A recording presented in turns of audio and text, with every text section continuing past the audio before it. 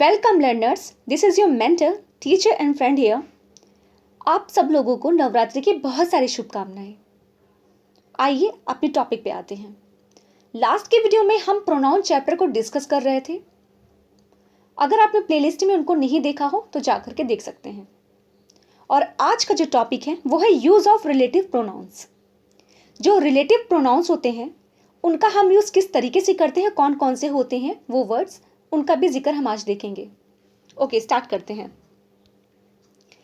Rule number 153 कहता है, as a general rule who is used for persons only, it may refer to a singular और a plural noun.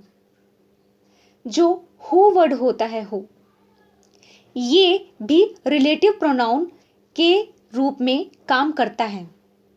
अच्छा, ये ना singular और plural दोनों एंटीसीडेंट के बाद आ सकता है। अकॉर्डिंग टू सेंस समझना पड़ेगा एंटीसीडेंट यानी नाउन को देख करके कि हु का यूज सिंगुलर के लिए हुआ है या प्लूरल के लिए। ठीक है, कैसे? The man who is honest is trusted. तो हु आया है यहाँ पे, एंटीसीडेंट कौन है? मैन है। मैन कैसा है? सिंगुलर है, इसीलिए हु यहाँ पे सिंगुलर पर्सन यानी मैन के लिए आया हुआ है। The man who is honest is trusted. ठीक है, तो हु यहाँ पे मैन को रिलेट करने का काम कर रहा है। Next, blessed is he who has found his work.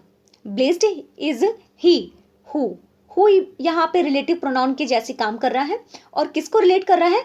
ही को। ठीक है, who has found his work. अच्छा, रिलेटिव प्रोनाउन हम पढ़ रहे हैं, रिलेटिव प्रोनाउन में ना हमको इसके एग्रीमेंट का भी ध्यान रखना पड़ेगा। यानी कि जैसे एंटीसीडेंट कैसा है, सिंगुलर होगा तो सिंगुलर वर्ब लेगा आगे, और अगर प्लूरल होगा तो प्लूरल वर्ब लेगा आगे। ठीक है, इस तरह के केसेस पे एग्जाम्पल्स बनते हैं और जो कि हमारे एग्जाम में एरर आने का काम करते हैं, हमें उन्हीं को फाइंड आउट करना होता है। ऐसा नहीं कि हम बुक से एज इट इज पढ़ ले रहे हैं तो इसका मतलब ये है कि सारी चीज़ों को हम देखते हुए चल रहे हैं, एंटीसीडेंट भी देख रहे हैं, रिलेटिव प्रोनाउन किसके किसके लिए आ सकता है, पर्सन के लिए आ सकता है या नॉन लिविंग के लिए आ सकता है या थिंग के लिए आ सकता है, ये चीज़ भी हमें देखना है। ठीक है, और हम इन्हीं चीज़ों को फोकस करके चल रहे हैं। तो हम देख रहे हैं कि हु का यूज़ हम सिर्फ और सिर्फ पर्सन्स के लिए करते हैं, यानी व्यक्तियों के लिए करते हैं, नॉन लिविंग थिंग के लिए नहीं कर सकते हैं। ठीक है जी, तो समझाने का यही मकसद था। नेक्स्ट एग्जाम्पल पे आते हैं। ही प्रेथ बेस्ट हु लव्ड बेस्ट। ठीक है, तो हु यहाँ पर रिलेट करने का काम कर रहा है और ये रिलेटिव प्रोनाउन है। Okay, next, he who hesitates is lost. तो हु भी यहाँ पर रिलेटिव प्रोनाउन है जो कि ही के लिए आ रहा है। They never fail who die in a great cause. अच्छा, वैसे तो रिलेटिव प्रोनाउन के पहले एंटीसीडेंट का होना मस्ट है, लेकिन सम टाइम क्या होता है कि एंटीसीडेंट उसके जस्ट पास ना होकर के थोड़ा उससे दूर भी हो सकता है। ठीक है, यानी जहाँ पे ये हु आ रहा है ना, हु के पहले जैसे जो दे आ रहा है ये स्टार्टिंग में ही है, इसको मानेंगे कि ये इसका एंटीसीडेंट है। ठीक है, तो दे के हिसाब से वर्ब आएगी हु के बाद में। ओके, इस चीज का ध्यान रखेंगे हम। Next, they are slaves who dare not be in the right with 2 और 3। तो दे आर स्लैव्स है, उसके बाद हु आया है, यानी कि हु का एंटीसीडेंट स्लैव्स है और स्लैव्स के अकॉर्डिंग डेयर आया हुआ है। ठीक है, हु डेयर नॉट बी, ध्यान रखेंगे। नेक्स्ट, ये जो सेंटेंस आपके सामने ये लिखा था ना अभी लास्ट में, इन द राइट विथ 2 और 3, ये इसका ही पार्ट है, आप मिस्टेक नहीं करेंगे समझने में। Next, who is sometimes used in referring to animals. देखिए, एग्जाम में जो आता है वो हु पर्सन्स के लिए ही पूछा जाता है। ठीक है, इन केस अगर कभी हम हु का यूज़ कर लेते हैं ना, एनिमल्स के लिए यूज़ कर लेते हैं, तो वो एक आध एक्सेप्शन में हो सकता है। बाकी जो मोस्टली एग्जाम का एरर आता है ना, वो पर्सन्स के थ्रू समझने के लिए ही आता है। ओके, ध्यान रखेंगे। नेक्स्ट, चलिए, ये आपको समझाने के लिए मैंने बता भले दिया है, बाकी हमें इस पर गौर नहीं करना है। ठीक है, बस एक समझ के लिए हमें पता होना चाहिए कि हु का यूज़ होता है। बाकी मोस्टली जो एग्जाम में एरर आता है वो पर्सन के थ्रू ही आता है। ओके, इस चीज़ का ध्यान रखेंगे। Next, whose the possessive form of who. ये जो वोज होता है ना, WHOSE, ये हु का पजेसिव फॉर्म होता है। तो कहते हैं whose is used in speaking of persons, animals and also things without life. देखिए, अब whose का यूज हम कैसे करते हैं जब हम बात करते हैं पर्सन्स की, एनिमल्स की बात करते हैं या थिंग्स विदाउट लाइफ यानी निर्जीव चीज़ों की जब बात करते हैं तब हम whose की बात मतलब इसका रिलेटिव प्रोनाउन के तौर पे इसको हम यूज़ कर लेते हैं, ठीक है। और ऐसे भी पूछ सकता है कि ये किसका कौन सा फॉर्म है, तो हमें बताना होगा कि ये हु का पजेसिव फॉर्म है, ठीक है। चलिए अब देखिए एग्जाम्पल लिखा हुआ है आपके सामने। The sun whose rays give life to the earth is regarded by some people as a god. Okay, तो देखिए अभी हमने इसको रूल में पढ़ा था कि whose का यूज हम person, animal and non living things के साथ कर सकते हैं, ठीक है। तो जो सन है वो क्या है, हमारा नॉन लिविंग थिंग है और पोजीशन बता रहा है किस पे, यानी कि जो रेज हैं, रेज वो किसकी है, सन की है, तो पोजीशन बताने का काम कर रहा है, इसलिए यहाँ पे हम whose का यूज करेंगे, ठीक है। बिल्कुल करेक्ट लिखा है। अच्छा, एग्जाम में कैसे एरर आ सकती है, जैसे वो रेज लिखा है ना, तो रेज के हिसाब से कभी कभी वर्ब होनी तो चाहिए रेज के हिसाब से, लेकिन रेज के हिसाब से वर्ब नहीं देगा, सन के हिसाब से वर्ब दे देगा, ठीक है। या जब ये क्लास फिनिश हो रही है यहाँ पे इज नहीं देगा, आर दे देगा, ठीक है। तो हमें इन्हीं सब चीज़ को फाइंड आउट करते हुए चलना है कि किस क्लास में, जो भी क्लास में सब्जेक्ट है, सब अगर सिंगुलर है तो सिंगुलर वर्ब आ रही है कि नहीं, अगर प्लूरल है तो प्लूरल वर्ब आ रही है कि नहीं, इन्हीं दोनों का कॉम्बिनेशन हमें बनाना होता है, ठीक है, ध्यान रखेंगे। Next question, this is the question वो solution has baffled philosophers to all ages. This is the question, आप देखिए क्वेश्चन यहाँ पे सिंगुलर है, वो इज सॉल्यूशन, अब सॉल्यूशन किसका है, क्वेश्चन का, यानी कि पोजीशन बता रहा है। वो solution has baffled philosophers of all edges, ठीक है। तो अभी देखिए यहाँ पे जो क्वेश्चन था सिंगुलर था, उस हिसाब से फिर यहाँ पे जो हैज़ आया है, ठीक है, ये आया है सॉल्यूशन के हिसाब से, ठीक। तो ये कुछ चीज़ों का एग्रीमेंट मिलाते हुए हमें चलना है कि सब्जेक्ट के हिसाब से वर्ब है या नहीं है, या एडजेक्टिव है, पॉजिटिव एडजेक्टिव है तो वो है सब्जेक्ट के हिसाब से कि नहीं, ठीक है। ये सारी चीज़ का ध्यान।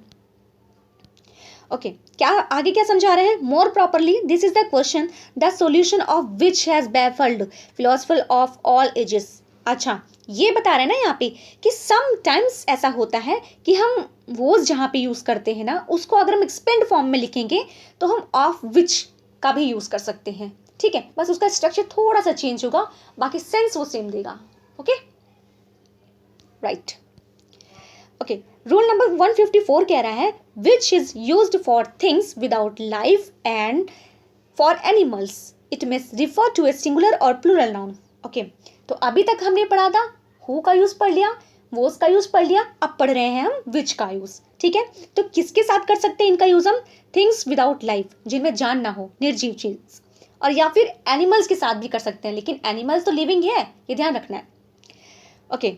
और विच ना हम सिंगुलर या प्लूरल दोनों नाउन के साथ यूज कर सकते हैं, इस चीज का ध्यान रखेंगे। नेक्स्ट, अब एग्जाम्पल देखते हैं, समझते हैं। The moment which is lost for ever. Moment क्या है, ये नॉन लिविंग थिंग है, ठीक है, तो इसलिए यहाँ पे विच का यूज करते हैं हम। अब यहाँ हम हु नहीं लगा सकते, ठीक है ना, क्योंकि हु को हमने पढ़ा कि पर्सन्स के यूज होते हैं, वोज नहीं लगा सकते क्योंकि यहाँ कोई पोजीशन अधिकार दिखाने की बात नहीं हो रही है, ठीक है। एक नॉन लिविंग थिंग है, मोमेंट उसी के बारे में जिक्र करने का काम हो रहा है। Next, the books which help you most are those which make you think most. Okay, the books, अब देखिए बुक्स यहाँ पे क्या है, प्लूरल, तो ये वाला जो हमने रूल पढ़ा ना, ये वाला कि इट में रिफर टू सिंगुलर और प्लूरल नाउन, तो प्लूरल नाउन के लिए यहाँ पे विच का यूज कर रहे हैं। Which help you most are those which make you think most, तो ये जो विच है यहाँ पे एंटीसीडेंट जो हमारा प्लूरल है उसको रिलेट करने का काम कर रहा है, ठीक है। The horse which I recently bought is an Arab, तो क्या है यहाँ पे, हॉर्स सिंगुलर है और विच आ रहा है इसके बाद में, यानी कि विच को ना हम एंटीसीडेंट जो आता है, चाहे एंटीसीडेंट हमारा सिंगुलर हो चाहे प्लूरल हो, दोनों के लिए हम विच का यूज कर सकते हैं, इस चीज का ध्यान रखेंगे। Next, okay, which are formerly used to refer to persons as. अब देखिए विच का एक और यूज बता रहा है, वैसे तो हमने पढ़ा कि विच का यूज हम किसके लिए करते हैं, नॉन लिविंग के साथ करते हैं, और किसके साथ करते हैं, हम सिंगुलर प्लूरल दोनों एंटीसीडेंट्स के साथ करते हैं। अब यहाँ बता रहा है कि विच का यूज ना हम पर्सन्स के साथ भी कर सकते हैं, किस सेंस में, जैसे our father which art in haven, यहाँ पे कुछ ये ना पोजीशन जैसा काम दिखा रहा है, our father which art in heaven, ठीक है। तो इस तरीके से भी हम यूज कर सकते हैं विच का। Next, okay, which may also refer to a sentence as the man was said to be drunk which was not the case. अच्छा, अब देखिए विच का कुछ ऐसे यानी इस तरीके से भी यूज हम कर सकते हैं, जैसे हम कहें the man was said to be drunk which was not the case, ठीक है। इस तरीके से हम विच का यूज कर रहे हैं। He said he saw me there which was a lie, ठीक है। तो ठीक है, ऐसा भी यूज हमें देखकर चलना है, ऐसे भी एग्जाम में आ सकता है, तो इनकरेक्ट नहीं होगा। He is there which is fortunate, कुल मिलाकर के ये एडजेक्टिव क्लास बनाने का काम कर सकता है। Okay, which. Next, the relative pronoun who and which can be used. अब देखिए, रिलेटिव प्रोनाउन के तौर पे हु और विच का हम यूज कर सकते हैं टू रेस्ट्रिक्ट या लिमिट करने के लिए, डिफाइन करने के लिए more clearly the antecedent, antecedent को लिमिटेड बनाने के लिए, बांधने के लिए या डिफाइन करने के लिए हम विच या और हु का यूज कर सकते हैं। That is where the clause introduced by a relative pronoun is restrictive और नॉन डिफाइनिंग एज, ठीक है। अच्छा, कैसे करेंगे आगे देखते, सेंटेंस पढ़ते ना फिर समझ में आएगा आपको। देखो, the man who had cheated me was yesterday arrested by the police. Okay, जैसे एक सेंटेंस लिखा हमने, the man who had cheated me was yesterday arrested by the police, ठीक है। तो जो हु आया है मैन के लिए आया, सिंगुलर के लिए। The book which you see the table cost me 90 rupees. तो बुक है, बुक के लिए विच आया है, बिल्कुल करेक्ट है। जो चीजें हमने आगे पढ़ी ना उसी को डिफाइन करके यहाँ पे समझाने की कोशिश की गई है, वही हमें समझना था बस। Next, to give some additional information about the antecedent, that is where the class introduced by a relative pronoun is continuating or defining, यानी कि कुछ एडिशनल इंफॉर्मेशन देने के लिए भी हम हु या विच का यूज कर सकते हैं, ठीक है। और ना अभी ये कॉन्टिन्यूटिंग डिफाइन कैसे करेगा वो हम देखते हैं कंपाउंड सेंटेंस बनाने के थ्रू। ओके, वो क्या चीज है आगे देखते हैं। The teacher sent for the boys who came at once. अब देखिए यहाँ पे हु जो लिखा है ना ये सेंटेंस में, यहाँ पे हु का मतलब हु के जैसे नहीं है। हु का मतलब यहाँ पे ये एडिशनल इंफॉर्मेशन दे रहा है कि the teacher sent for the boy, जो टीचर है जिस लड़के को उन्होंने भेजा, अब वो लड़का कैसे, and he came at once, तो यहाँ पे एंड का सेंस दे रहा है, यहाँ पे हु का सेंस नहीं देगा। हु यूज भले किया जा रहा है लेकिन मोस्टली प्रोबेबिलिटी ये है कि यहाँ पे ये एंड ही का सेंस दे रहा है, ठीक है। यानी एडिशनल बात बता रहा है कि जैसे कि और आया वो एक बार में, ठीक है। आई गेव हिम अ रुपी, मैंने उसे 1 रुपए दिए। Which was all I had with me. तो यहाँ पे विच जो का सेंस मत निकालिए, आप ये निकालिए कि आई गेव हिम अ रुपी, मैंने 1 रुपए उसे दिए। और यानी यहाँ पे आप वो जो मत कहिए और कहिए, और ये जो कि मेरे पास था, ठीक है। कुल मिला के ये कहने का मतलब है ना, ये मैं हटा देती हूँ जी। कुल मिला के ये कहने का मतलब है ना, जब हु और विच ना एंड का सेंस देंगे, एडिशनल इंफॉर्मेशन देंगे, तो उनके साथ में ना एंटीसीडेंट के पहले कॉमा रहेगा। मोस्ट इंपॉर्टेंट चीज़ है, वेरी वेरी इंपॉर्टेंट चीज़ है, ध्यान रखेंगे, ठीक है। एडिशनल इंफॉर्मेशन जब हु विच या कोई भी एंटीसीडेंट दे रहा है उसके पहले कोई भी में जैसे दैट नहीं आएगा, ठीक है। जो वर्ड लिखे हैं उन पे फोकस करके चल रहा है हम लोग, ठीक है। तो जब कॉमा लगा रहेगा तो वो हमारी जो क्लास भी बनेगी ना वो कंपाउंड सेंटेंस की क्लास बनेगी, ठीक है, क्योंकि ये डिफाइनिंग क्लास बन रही है अब, है ना। ये कॉम्प्लेक्स सेंटेंस नहीं बना रहा है। और यही सेम सेंटेंसेस को ना अगर हम यहाँ से कॉमा हटा देते हैं, जैसे ये जो है कॉमा हटा दे दोनों सेंटेंस में, तो यहाँ पे ये एंड का सेंस नहीं देगा, ये बोलेगा जो, वो रुपए दिए जो, वो बच्चे को बुलाया जो, ठीक है, इस तरीके का। फिर तो ये क्या बनेगी, फिर ये कॉम्प्लेक्स सेंटेंस बन जाएगी और एडजेक्टिव क्लास, ठीक है। तो हमें एक चीज को फोकस करके चलना है कि कॉमा से कॉम्प्लेक्स सेंटेंस बनता है, ठीक है। Next, note that non-defining classes are separated from the main classes by commas. Compare, my brother who is a doctor has gone to America. दूसरा ही सेंटेंस सेम है, my brother who is a doctor has gone to America. दोनों में ना commas का फर्क है। कहने का मतलब ये कि पहला सेंटेंस बोल रहा है मेरा भाई जो एक डॉक्टर है वो अमेरिका गया हुआ है या जा चुका है, तो यहाँ पे जो कॉमा नहीं लगा रहे ना, इसका मतलब ये है कि मेरा भाई जो डॉक्टर है, यानी कि पहले सेंटेंस में ना सेंस तो एक ही है, लेकिन उसका थोड़ा सा सेंस हमें एक्सपेंड करना पड़ेगा कि मेरा भाई जो डॉक्टर है, यानी हो सकता है कि जो लिख रहा है, जो राइटर है वो लिख रहा है कि मेरा भाई, यानी बहुत सारे भाई हैं उसके, उस भाई में से एक भाई जो है वो डॉक्टर है, वो अमेरिका गया है, ठीक है। और जो दूसरा सेंटेंस है ये भी वही है, लेकिन इसका सेंस देखिए, कह रहा है my brother who is doctor has gone to America. मेरा भाई, अब एक ही भाई है, मेरा भाई जो कि डॉक्टर है वो अमेरिका गया हुआ है, ठीक है। यानी कि ये दोनों सेंटेंस है एक, लेकिन सेंस थोड़ा सा अलग है, कॉमा लगा देने की वजह से। पहले सेंटेंस में जो भाई है वो कई हो सकते हैं, उनमें से एक भाई अमेरिका गया हुआ है जिसमें कॉमा नहीं है। और जो दूसरा सेंटेंस है जिसमें कॉमा है वो बता रहा है कि मेरा भाई जो कि डॉक्टर है वो अमेरिका गया हुआ है, एक ही भाई है। ओके, अब इसमें आपको कंफ्यूजन नहीं होनी चाहिए। क्यों नहीं होनी चाहिए? क्योंकि मैंने इसका हिंदी में जितना इजी मीनिंग निकल सकता था उस तरीके से मैंने बताया भी है, और इसका ना आपको रिटर्न एक्सप्लेनेशन ये मिलेगा, ये जो मैंने अभी बताया आपको ये। ओके, पॉज करके पढ़ सकते हैं। चलिए ओके, अब हमें पढ़ना है ना दैट का use as a relative pronoun. अब इसको ना हम नेक्स्ट वीडियो में पढ़ेंगे, क्योंकि जो चीज़ अभी मैंने आपको बता दी है वो चीज़ हमें अच्छे से लर्न करके पढ़नी है। बार बार पढ़ेंगे ना वीडियो रिवाइज करके तो चीज़ें माइंड में बैठ जाएंगी। बहुत ईजी है, बिल्कुल टफ नहीं है।